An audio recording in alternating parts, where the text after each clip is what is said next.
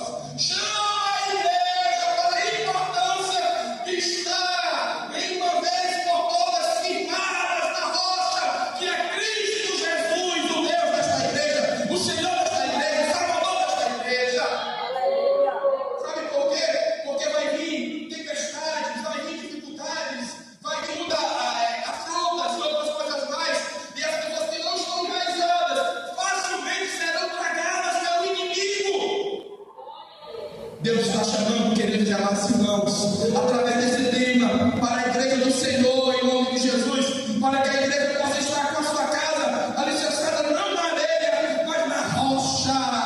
Aleluia. Meu amado irmão, eu não sei a luta, eu não sei a prova, eu não sei a dor que tu está passando. Eu só tenho que dizer uma coisa para você nesta noite: se tu estarás, se tu estiver na rocha, essa luta vai passar, essa dor vai acabar, esse sofrimento vai passar, e tu permanecerás firme. Aleluia! Deus está nos chamando para o âmbito, queridos e amados irmãos, de uma profundidade, de mergulhar na profundidade do Espírito Santo de Deus. Ser enraizado é sair do seco, ser enraizado é sair da margem, ser enraizado é mergulhar nas profundezas do oceano do Espírito. Igreja, Deus está falando comigo e com você: saia do seco, saia do raso, mergulhe naquilo que está sendo preparado para nós.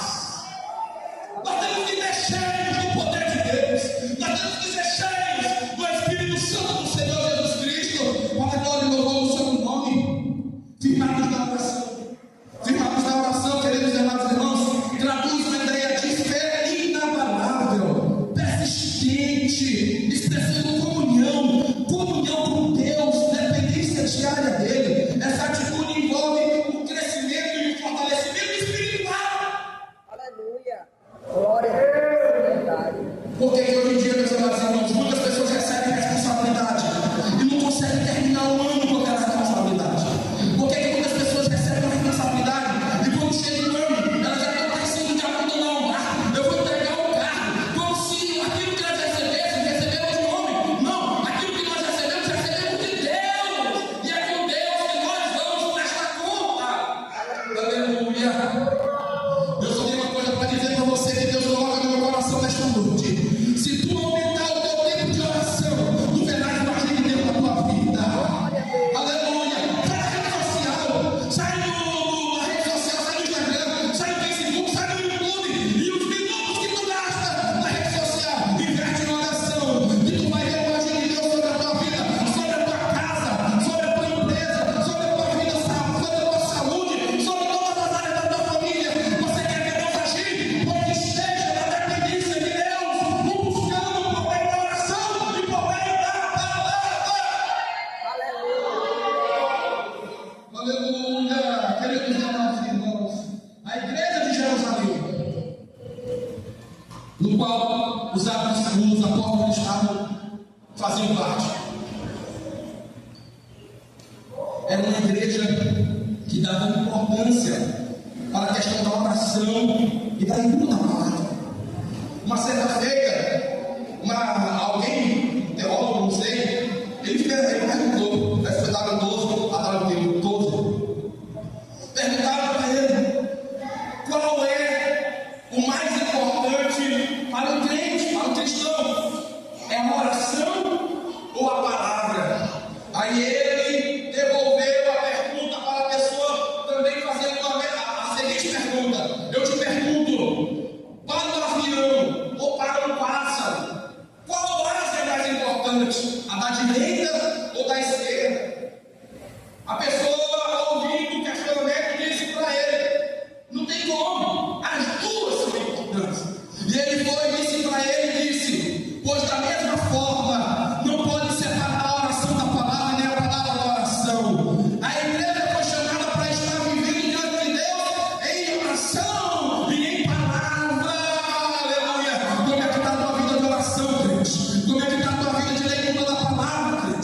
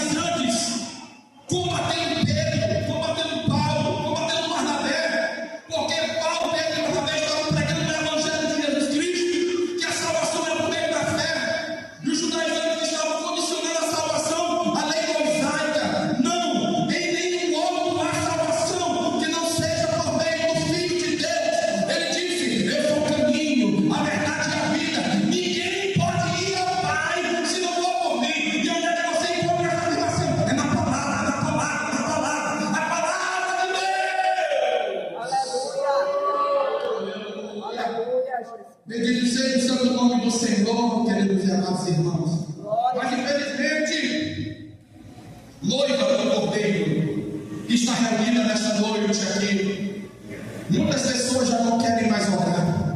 Muitas pessoas já não querem mais compromisso com a leitura da palavra, porque estão super ocupadas e não percebem que é uma estratégia do inimigo. Quando você vai lá ver o livro de Êxodo, uma das estratégias de Faraó para que o povo não adorasse a Deus foi exatamente aumentar a carga do serviço.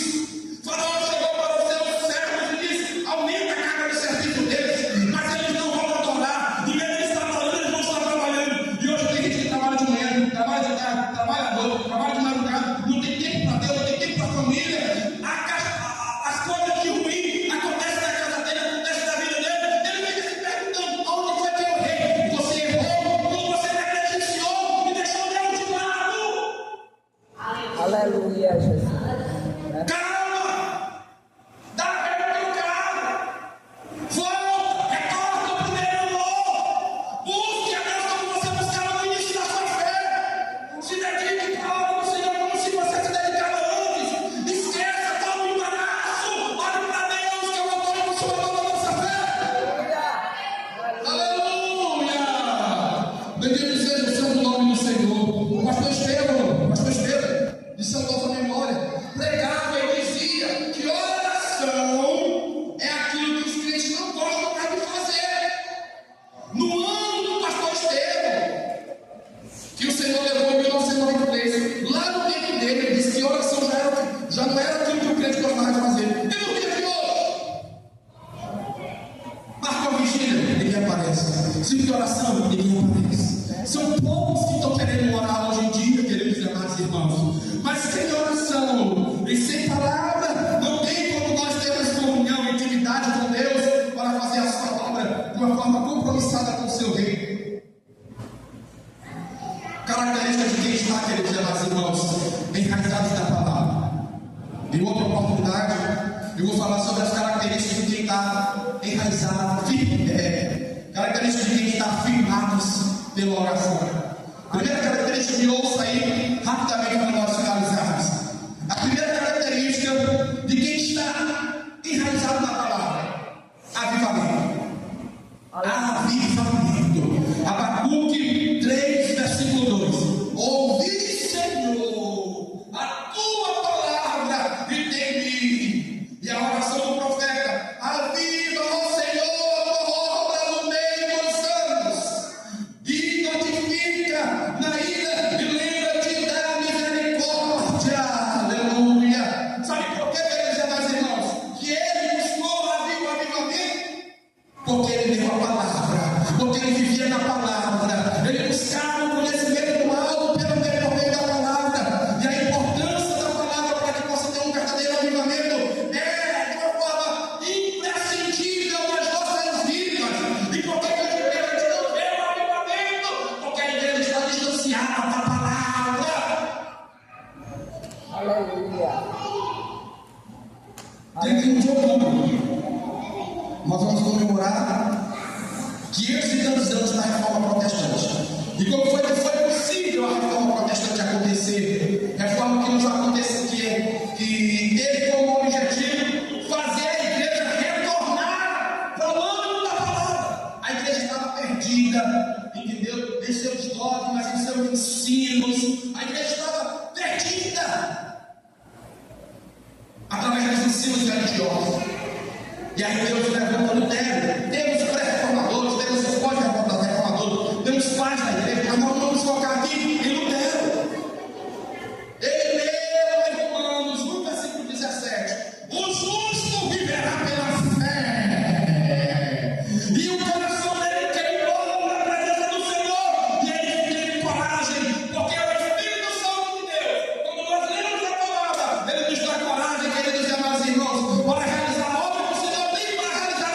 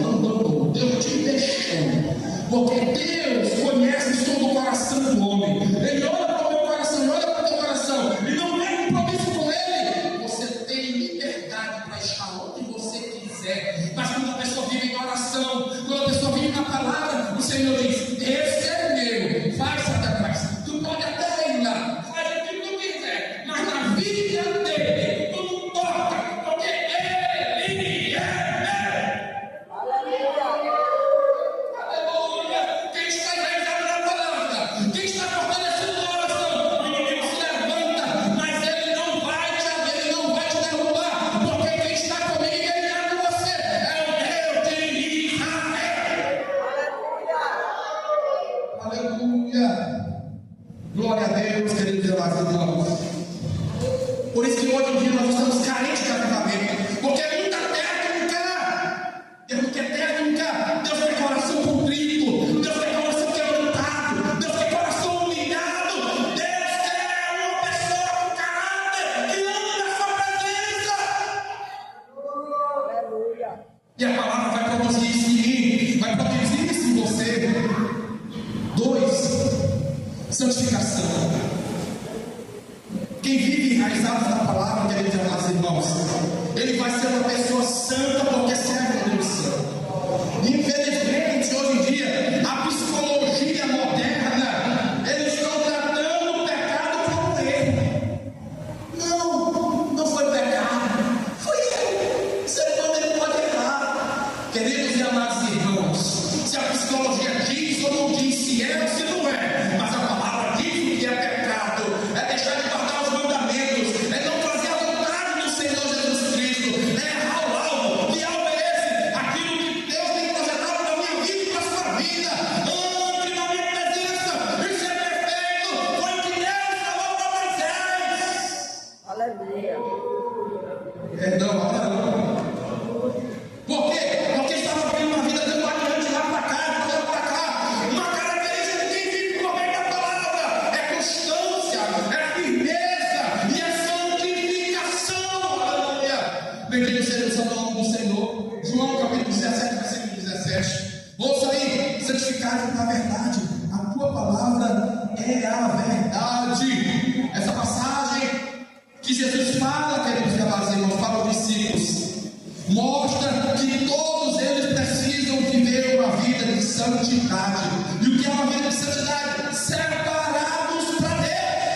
Por exemplo, esse microfone, ele é separado dessa nova aqui. A partir do momento que ele fica guardado numa gaveta, ele está sendo de propriedade da igreja, mas não está sendo usado pela igreja. Da mesma forma, é um homem que não vive em santidade. Ele diz que é de Deus, mas não é de Deus. Porque quem é de Deus e vive uma vida santa é usado por Deus. Aleluia. Bendito seja o santo nome do Senhor, queridos e amados irmãos. Aleluia. Nós precisamos, queridos e amados irmãos, viver em santidade, porque sem santificação ninguém verá a Deus. Outra característica de quem está enraizado na palavra: firmeza. Salmo 125, versículo 1 diz assim: os que confiam no Senhor são como o monte de Sião, que não se abala, mas permanece para todo sempre. Aqui no Salmo número 125, a gente percebe que aqueles que confiam no Senhor, eles não se abalam, mas permanecem para todo sempre. Por quê, irmão José?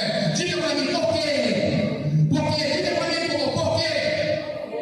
Porque essas pessoas recebem de Deus firmeza, estabilidade, para que eles possam permanecer firmes em nome de Jesus. Porque essas pessoas que confiam em Deus são como o monte de Sião. E como é que o monte de Sião é?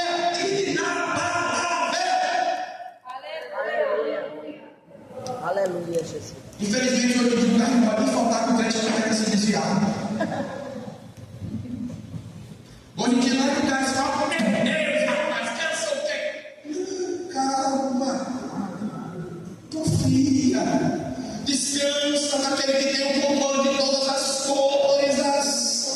Sabe o que é isso? É saber que Deus tem o controle de tudo. Estabilidade. Ei, Deus está colocando no meu coração neste momento, em nome de Jesus. Os que confiam no Senhor serão como o monte de Sião, que não se abala, mas permanece para todo sempre. Deus está entrando com estabilidade em alguma área da tua vida que está desorganizada. Parece que algo da tua vida está todo desaperdido, de cabeça para baixo. Nesta noite, sinta em nome de Jesus o agir de Deus entrando com a providência divina e organizando aquilo que o inimigo desorganizou na tua vida. Em nome de Jesus.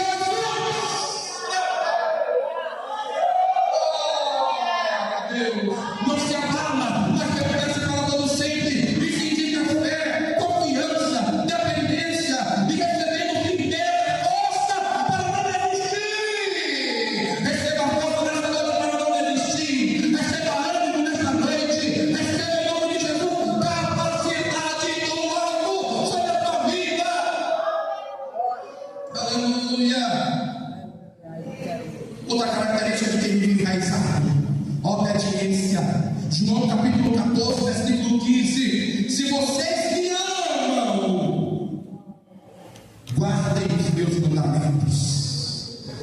Não adianta de nada ser doutor, pós-graduado, doutorado, ter divindade e teologia e não viver a palavra. Não adianta de nada. É verdade. Não adianta de nada falar da boca para falar da palavra de Deus e não obedecer a Deus por meio da palavra. Não adianta de nada. Nossa, Leitura da palavra, sem viver a palavra, queridos amados irmãos, se chama farisaísmo.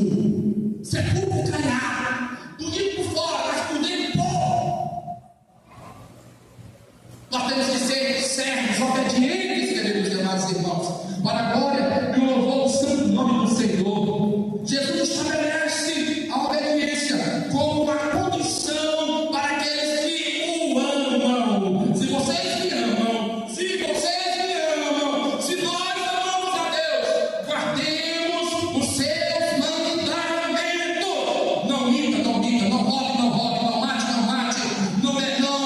não cobice a mulher alheia, não cobice o homem alheio. Isso é guardar os mandamentos do Senhor. Escondei a tua palavra no meu coração. Para que, Davi, eu devo esconder a tua palavra no meu coração? Para não pecar contra Deus. O melhor lugar para o melhor propósito no coração, porque dentro do coração está a direção da vida do homem. Bendito seja o santo nome do Senhor. Liberdade, queridos e amados irmãos, é outra característica de quem vive enraizado na palavra, que é diferente de libertinagem. Para o mundo aí fora, eles acham que a gente estamos presos, escravos. Tu não deve, tu não pode ter relação sexual antes do casamento, tu não pode isso, tu não pode aquilo, tu não pode aquilo. Não deixa, rapaz, eu sou livre. Não, isso é libertinagem. Liberdade, queridos e amados irmãos, é quando Deus entra na minha vida, entra na tua vida, e uma fica chateada na vida da pessoa, mas a pessoa diz: não, porque o meu compromisso com Deus é maior do que estas ligarias que o mundo pode estar me oferecendo. aleluia. Aleluia! Escrevi a palavra do Senhor no meu coração, sabe por quê? Para ter uma vida pura, para ter uma vida santa. E o que é pureza? É incontaminável. Não se contamina, não se mistura. Aleluia. Tem muitas pessoas, queridos amados irmãos, que deixaram de orar, que deixaram de ler a palavra, que estão se contaminando com o mundo, que estão se acomodando aos pastores do mundo. Não é a igreja do Senhor. A igreja do Senhor não se contamina com o mundo. A igreja do Senhor não anda controlando o mundo. A igreja do Senhor obedece a Deus. Glorificado seja o nome do santo do Senhor. E eu finalizo dizendo, queridos e amados irmãos, são várias características, mas eu trouxe umas para vocês nesta noite. A característica de quem está enraizado na palavra: frutificar. Fale comigo bem alto, bem forte, em nome de Jesus. Frutificar. Frutificai. A água dele acabou.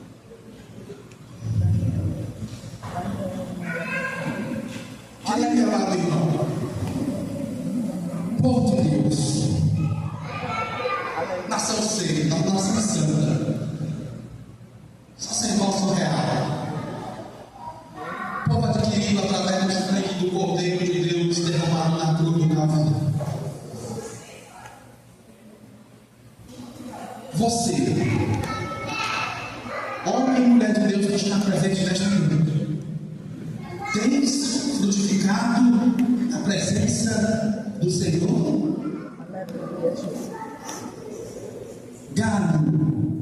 Gado, eu acho que você está entendendo o que eu estou querendo dizer. Lá em João 15, Deus vai dizer que vocês são os gados, os galhos. Galhozinho de Deus que está presente aqui nesta noite. Olha aí para o seu irmão lá, galhozinho de Deus, olha aí para o seu irmãozinho que está do lado aí. Entendeu?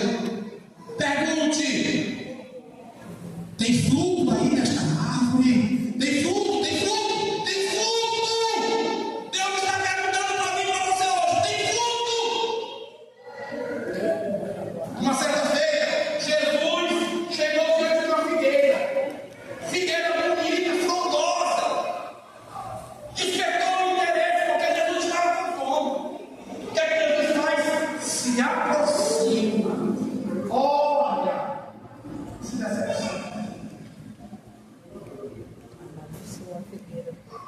Uma françada tão bonita para não ter fruto. E aí, alguém aqui é esta figueira? Bonito, frondoso. As pessoas olham e dizem: olha ali, é uma figueira da mulher de Deus. Mas quando Jesus se aproxima e passa o diagnóstico, será que ele encontra realmente um homem e uma mulher de Deus? E como é que ele vai saber qual é? Se Jesus se aproxima de mim e de você, desse galho que está enxergado na videira, e não encontra fruto,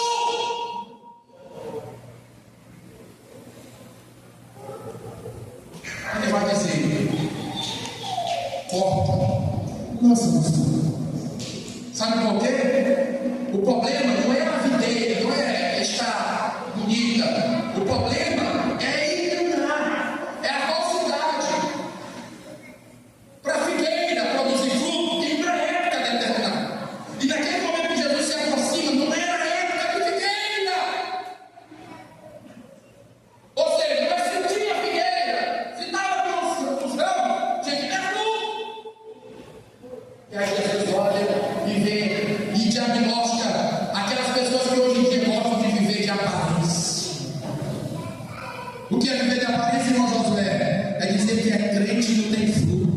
O que é viver de aparência, irmão Josué? É dizer que é certo, mas não trabalha para frutificar. O que é viver de aparência, irmão Josué? É não somar para que o reino de Deus cresça. Aleluia.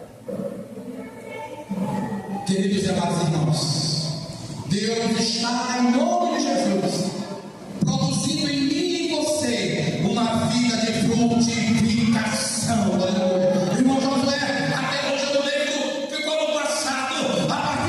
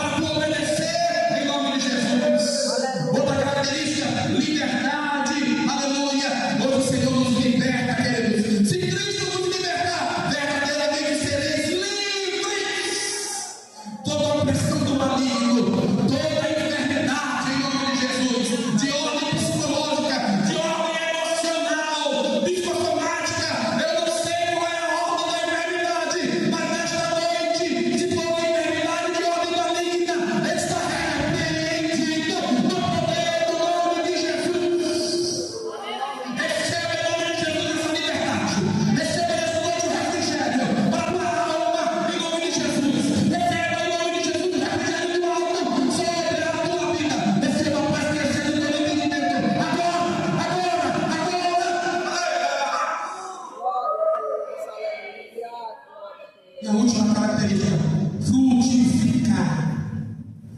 A partir de hoje você vai ser um amigo da obra de Deus. Como José, eu sou amigo da obra de Deus. Mas Deus não te quer somente ser um amigo. Deus quer ser um amigo verdadeiro. Que amigo verdadeiro é esse? Que dá fruto, que dá fruto, que dá fruto, que dá fruto, que dá fruto. Ei, igreja, vamos dar frutos para a glória do Senhor Jesus. Que o Senhor nos ajude, que o Senhor nos guarde, que o Senhor nos abençoe e que nós possamos ser uma igreja viva e verdadeira.